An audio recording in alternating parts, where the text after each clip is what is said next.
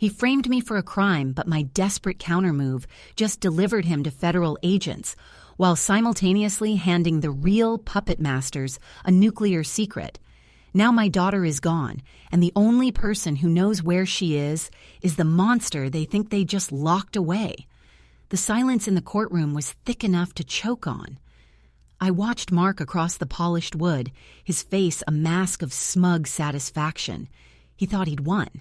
He really truly believed he had finally found the perfect leverage, the silver bullet to finally silence me, to drain every last drop from my life until nothing remained but dust and debt. For 6 months I'd been walking on glass. Every text message, every cryptic social media post, every late-night phone call, he'd collected it all, framing it as erratic behavior, jealousy, obsession. He needed the narrative set for the custody hearing next month. He needed the judge to see me as unstable, the risk factor, the one who needed monitoring. His plan was simple: bankrupt me with legal fees, then swoop in and take full custody of Lily, using my supposed instability as the primary justification. He leaned toward his lawyer, giving a small, triumphant nod. That nod was the signal. My stomach clenched, but my face remained granite. I knew what was coming. I'd prepared for the worst-case scenario he could conjure up. But Mark, bless his arrogant, self-destructive soul, never prepared for my worst-case scenario. The prosecuting attorney stood up, adjusting his tie. This was the moment Mark had paid him heavily for. "Your Honor," the lawyer began, his voice smooth as expensive whiskey, "we are here today not just to discuss custody, but to address a clear pattern of escalating, volatile behavior from the respondent, Ms. Evelyn Reed." He turned to the stack of printouts on his table. "We have documentation here demonstrating Miss Reed's active involvement in activities far exceeding simple emotional distress. Specifically, we have evidence suggesting Ms. Reed was attempting to finance an elaborate scheme designed to discredit and intimidate her former spouse through illegal means." My breath hitched. Illegal means. He wasn't just going for unstable now. He was going for criminal charges. A calculated risk, I thought, a terrifying Hail Mary pass to ruin my career and my standing in the community. The lawyer held up a folder, tapping it meaningfully. "We possess encrypted communications suggesting Ms. Reed was soliciting assistance from known figures involved in serious organized schemes. Furthermore, we have records of large, untraceable cash transfers made just weeks before this filing, directly correlating with communications discussing methods to fabricate evidence." The room tilted. Mark's eyes met mine, burning with vindication. He was enjoying this performance, this slow, agonizing public execution. He was convinced I couldn't possibly have an answer for this level of accusation, one that painted me as a would-be architect of his downfall, even if it was all lies based on fabricated digital trails he'd secretly planted. I gripped the edge of the defense table until my knuckles were white. I could let him bury me under this manufactured mountain of deceit, or I could detonate the whole mountain.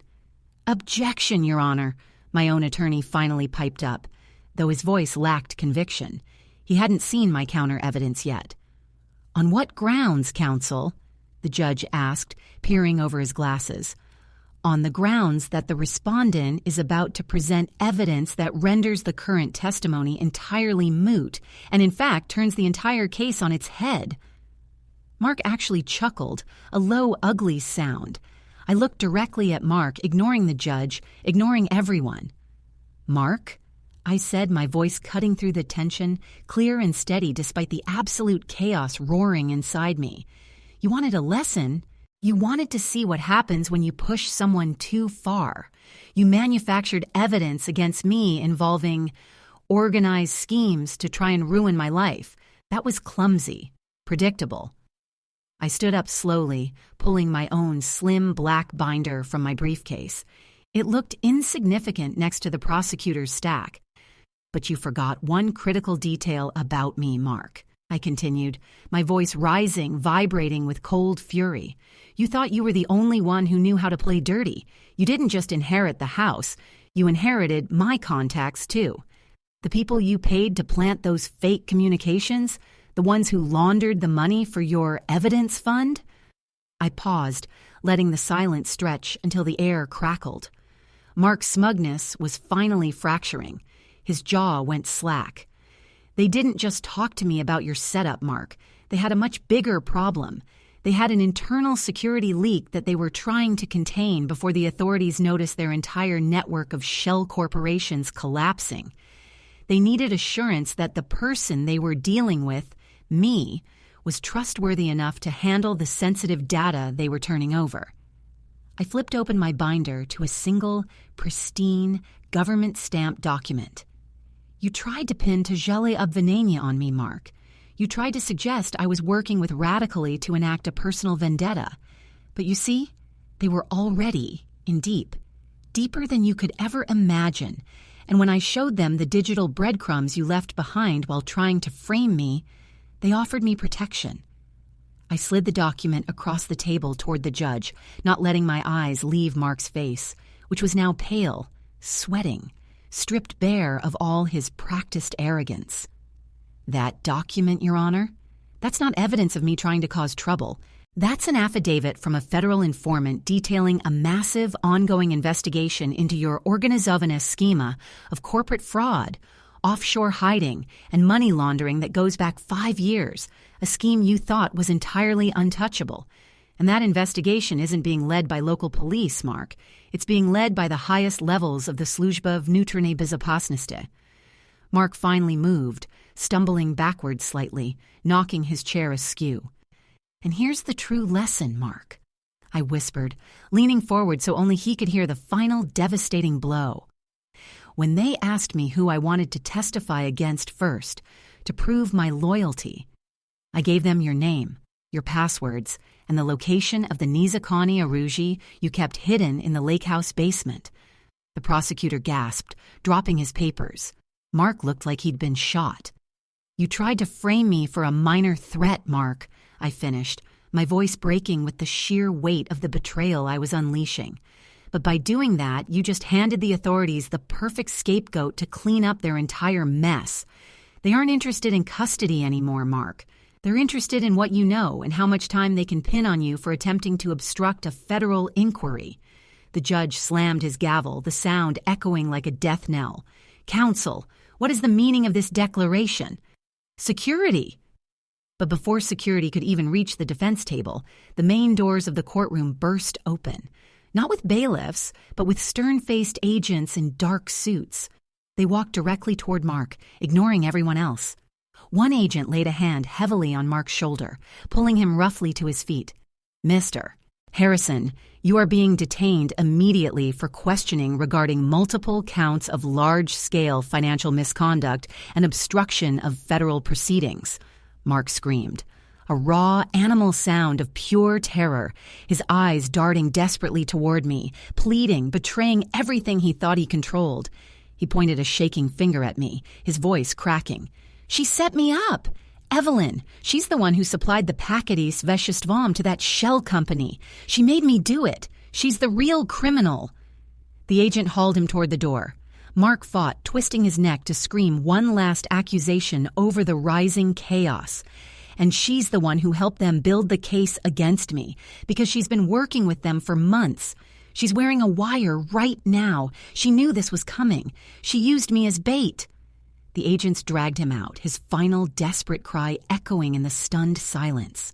I stood there, my heart hammering against my ribs, my hand instinctively going to the discreet tiny microphone pinned inside my lapel.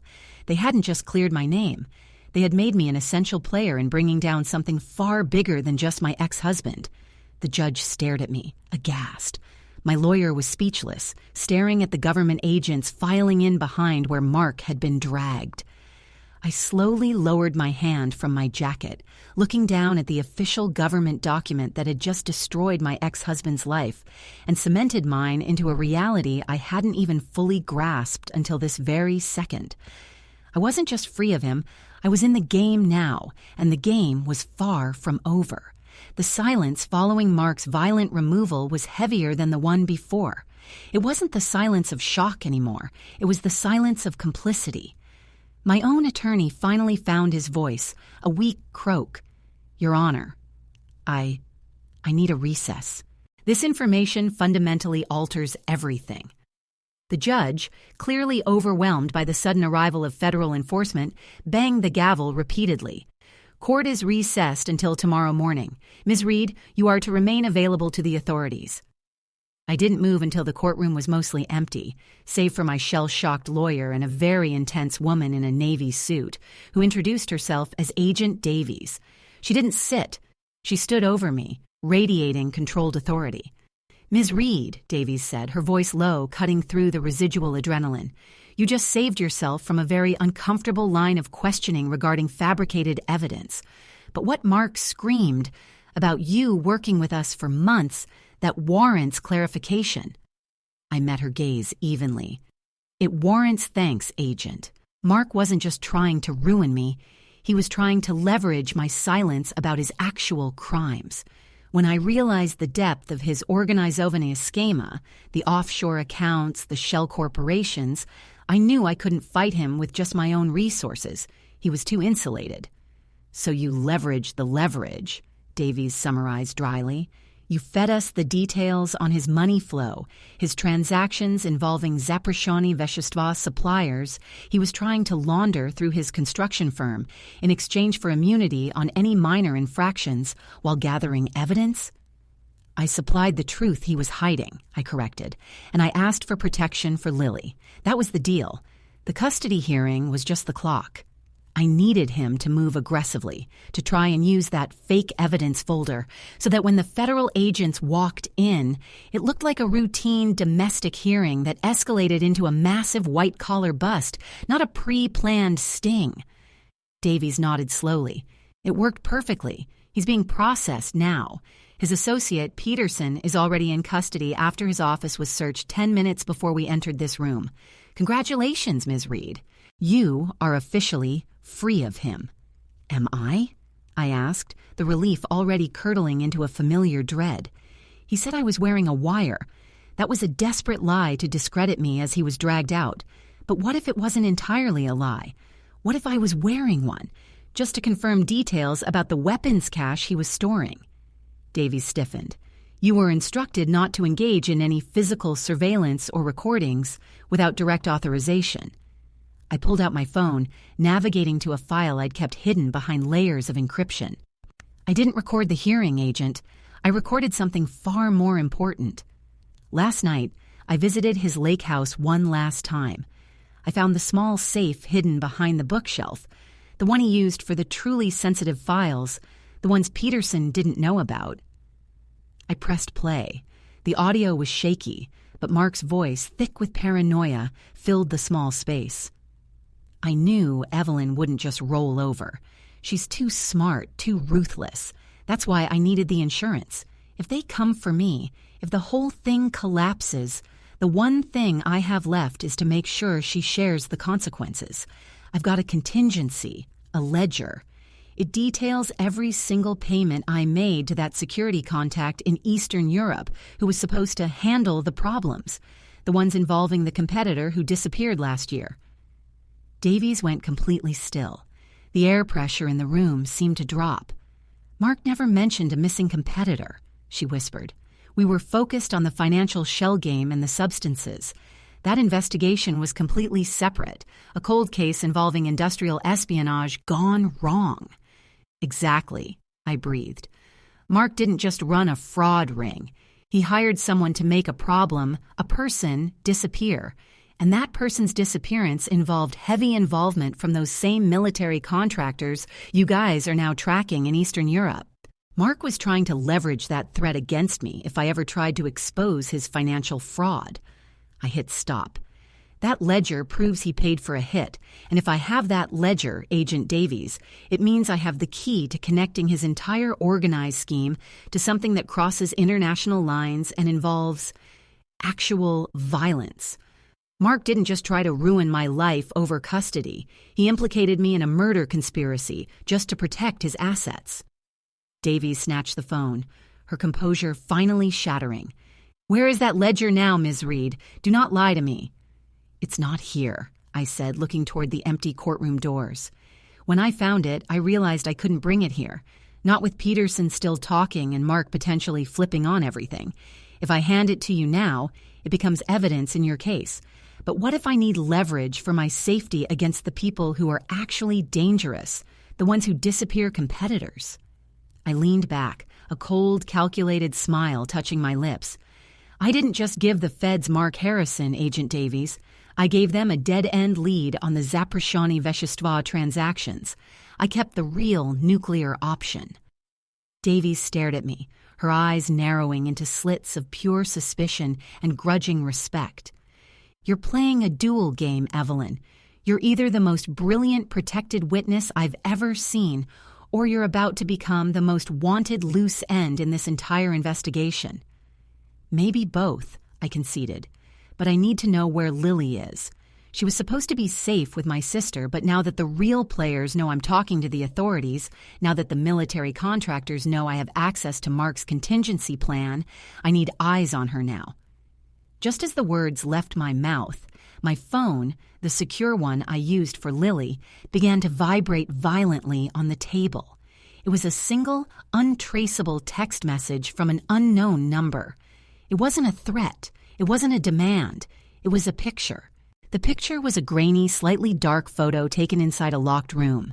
It showed Lily, asleep in her bed, perfectly safe, but taped to the headboard directly above her pillow was a single playing card, the Queen of Spades, and written in thick black marker across the face of the Queen was one word: next. The blood drained from my face so fast I felt the room spin again, but this time it wasn't adrenaline. It was primal, annihilating terror. Lily. Agent Davies saw the change in my expression, the way my composure dissolved into pure, unadulterated maternal panic. She lunged for the phone, but I snatched it away, my fingers closing around the metal casing like a vice. "That's not federal, Agent," I choked out, my voice raw. "That's the contingency. That's the people Mark was really scared of. They just sent a message that they can reach anyone, anytime, and they are moving faster than your arrests." Davies regained her footing, the professional mask snapping back into place, harder this time. "Evelyn, you need to give me that ledger now. If you have evidence linking Harrison to an international disappearance, you are under threat from people beyond the scope of our current jurisdiction. We need that ledger to bring down the entire network, not just the financial layer."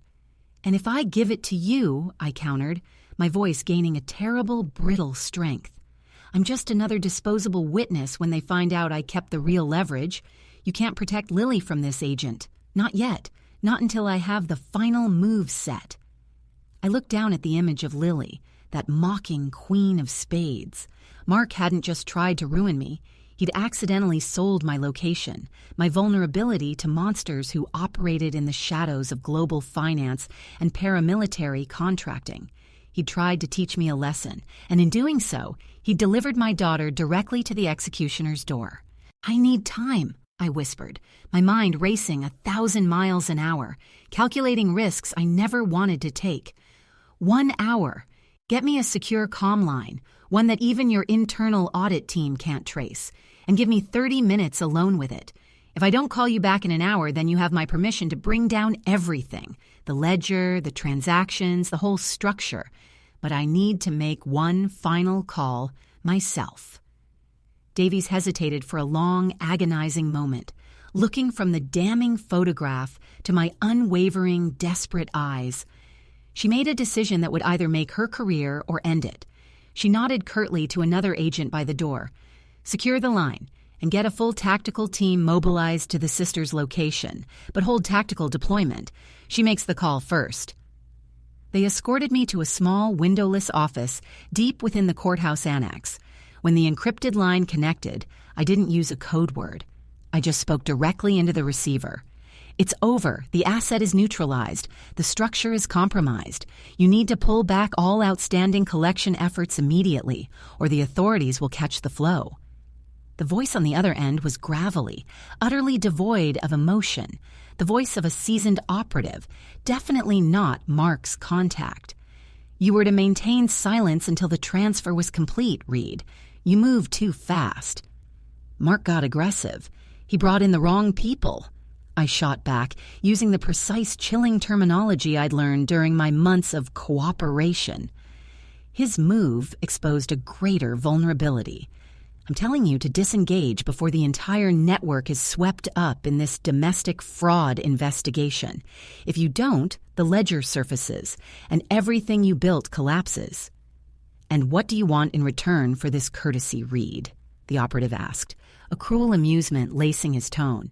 My daughter, Lily Harrison. She is to be taken from that location, placed somewhere completely untraceable, a clean slate, no paper trail, no connection to me for the next 2 years. She is not to be harmed, monitored, or contacted by anyone associated with Mark, Peterson, or your organization. She is the price of my continued silence regarding the actual violence. There was a long pause on the line, the sound of heavy breathing that wasn't mine. You ask for the impossible, Reed. You know what that ledger details. I know it details everything, I hissed. But I also know that without my cooperation in cleaning up Mark's mess, the federal agents will find those military contractors you've been using as middlemen for that Tyashkoe Obvinenia operation. Do you want a full global investigation based on a rogue ex-husband's desperate notes? Or do you want me to bury this evidence permanently and vanish, keeping Lily out of the crosshairs? The operative sighed, a sound of resignation. The asset will be secured. She will be untouchable. 2 years, Reed. That is the only guarantee you get. After that, you're on your own. And if you ever try to surface with that ledger... He didn't finish the threat. The line simply went dead. I leaned my head back against the cool wall, closing my eyes, tasting the metallic residue of fear and victory. Lily was safe. For now. She was gone, spirited away by people who understood true danger, protected by the very darkness I had just maneuvered myself into. Agent Davies burst back into the room. The line is dead, Evelyn. What did you tell them? Who was that? I opened my eyes. They were clear, cold, and utterly resolved. I looked at the document detailing Mark's financial crimes, the one that had just saved me from a fabricated charge. I told them the game was over, I said, picking up the binder and handing it to Davies. Mark Harrison tried to destroy my life to teach me a lesson. He failed. I taught him a lesson. And I just ensured my daughter's survival by making sure the real criminals believe I'm still one of them, holding the final card. I pushed the ledger, the damning proof of international conspiracy and murder, across the table toward her. That's all yours, Agent. Take it. Use it to clean up the mess Mark made. As for me... I stood up, feeling the weight of 2 years of self-imposed exile settling onto my shoulders. I have a new life to build. A quiet one. Far away from anyone who knows my name. I have nothing left to fight with. I walked toward the door, past the stunned agents. They had the proof, the arrests, the victory. They thought they had contained the situation. But as I walked out, I felt the familiar, comforting weight of my old, untraceable silver locket around my neck. Inside, hidden beneath the photo of Lily, was a perfectly folded micro SD card. The ledger wasn't in the binder I handed over. The ledger was safe. And if those operatives ever broke their word, if they ever came for me, I wouldn't just expose Mark's conspiracy. I would detonate the entire operation from the shadows, taking down every last operative, federal contact, and compromised official who dared to threaten the only thing I had left. The world thought Evelyn Reed had just won her custody battle and settled into witness protection. They were wrong. Evelyn Reed had just gone dark, and she was holding the detonator.